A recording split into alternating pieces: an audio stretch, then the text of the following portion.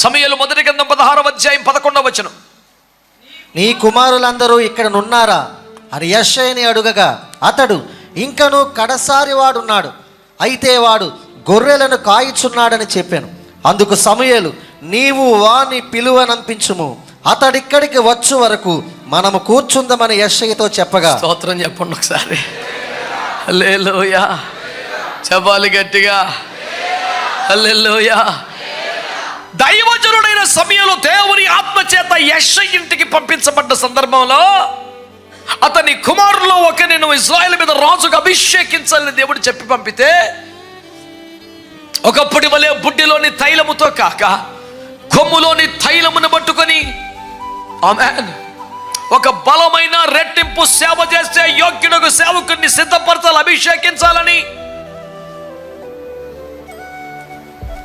సౌలు పతనమైపోయి చల్లారిపోయినప్పటి నుంచి భయంకరంగా ఏడుస్తున్న వ్యక్తిగా సమూయేలు సిద్ధపడి ఎదురు చూస్తున్నాడు.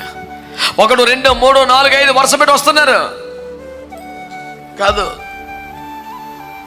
వాళ్ళ నాన్నగారు తెస్తున్నారు. ఈడే కరెక్ట్ అని వాళ్ళ నాన్నగారిని యెషయా కాదు, దైవజనుడు సమూయేలు కూడా ఎవరిని చూసినా ఫిక్స్ అవుతున్నాడు, ఇతనై ఉండొచ్చు అని. దేవుడు ఏకంగా క్లాస్ పీకాల్సిన పరిస్థితి వచ్చింది. మనుష్యుడు పై రూపాన్ని చూస్తాడో, దేవుడు నేనైతే హృదయాన్ని చూస్తున్నానని. ఓ సమూయేలు, నువ్వు కూడా సాధారణ మనుషుల వలె పై రూపాన్ని చూడకు, హృదయాన్ని అంతరంగాన్ని చూడు అని దేవుడు మాట్లాడుతున్నాడు.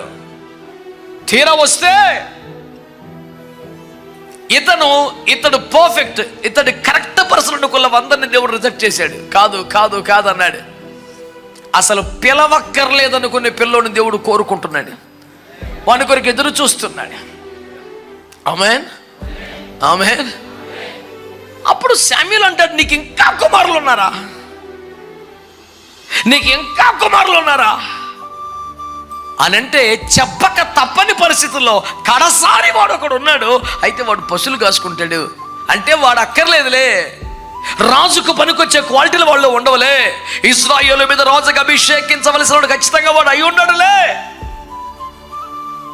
అసలు పేరు అవ్వకుండానే వాడికి క్వాలిటీ లేదని, వాడు క్వాలిఫైడ్ కాదని రిజెక్టెడ్ లిస్ట్ లో పెట్టేసిన ఒక అద్భుతమైన తండ్రి యెషయా.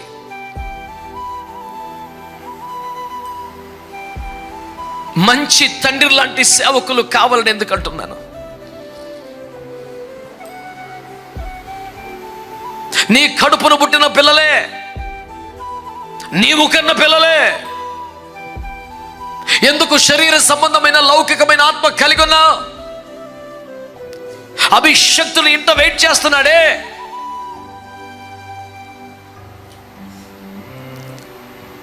ఒక మాట అందులో ఉంటుంది, నన్ను ఒక రాత్రంతా ఏడిపించిన మాట. కడసారుడు ఉన్నాడు, అయ్యాడు పశువులు కాసుకుంటాడు, అయ్యాడు పనికిరాడు అన్నట్టుగా మాట్లాడితే శామ్యూయేలు ఉన్నాడు తెలుసా, మంచిది, అతడు వచ్చే వరకు మనం ఇక్కడ కూర్చుందాం.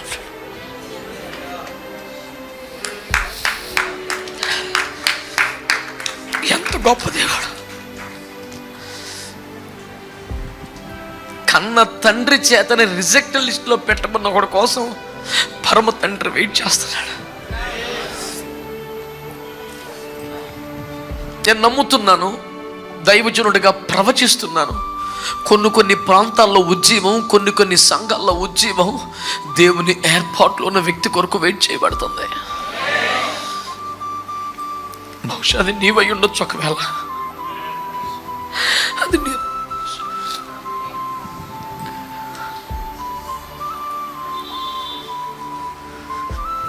who knows, that might be you. కడసారి వాడుకున్నాడు, వాడు పశువులు కాసుకునేవాడు అని కన్న తండ్రి అంటే, శామ్యూల్ అంటాడు, మంచిది, అతడు వచ్చే వరకు మనం ఇక్కడ కూర్చుందాం. అభిషేకం వేచి ఉంది, అభిషక్తులు వేచి ఉన్నారు.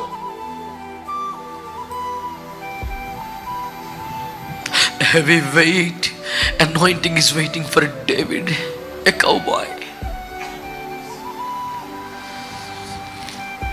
ఇప్పుడు నీవున్న పరిస్థితి, ఇప్పుడు నీకున్న స్థానం, నీ ఆత్మీయ స్థితిగతులతో సంబంధం లేదు.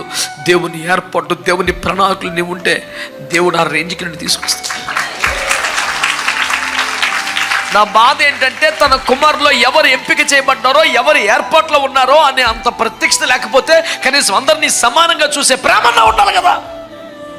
ఎవరి మీద దేవుని ఏర్పాటు ఉందో, దేవుని హస్తం ఉందో చూడగలిగే స్థాయి నీకు లేదు. కనీసం అందరినీ సమానంగా ప్రేమించే మనసునే ఉండాలి కదా. ఓన్లీ ఆను కూడా తీసుకొచ్చి నుంచో పెడతాం, ఒకళ్ళు దగ్గర చేయి పెడతాడేమో, బాగుపడతాడేమో అనిపించాలి కదా నీకు. అరే నీకే అనిపించకపోతే ఎవరికి అనిపించుద్ది. అందుకని అంటున్నాను, ఒక మంచి తండ్రి లాంటి మనసున్న సేవకులు కావాలి. పిల్లల్లో అభిషేకం తీసుకురావాలి, పిల్లలకు అభిషేక హస్తకేంద్రికి తేవాలి, పిల్లల మీదకి ఎలాగైనా కొమ్ములోని తైలం వచ్చేలా చూడాలి. నా బిడ్డలు నింపబడాలి, నా బిడ్డలు కృప పొందాలి, నా బిడ్డలు బలపరచబడాలి. ఏమో దేవుని ఏర్పాటు ఏమైనా ఉంటే వాళ్ళకి ఏమన్నా అద్భుతమైన అభిషేకం వస్తుందేమో అని తన పిల్లల కొరకు తాపత్రయపడుతున్న తండ్రి లేకపోతే ఎలా మరి? నన్ను రోజు రోజు రోజు రోజు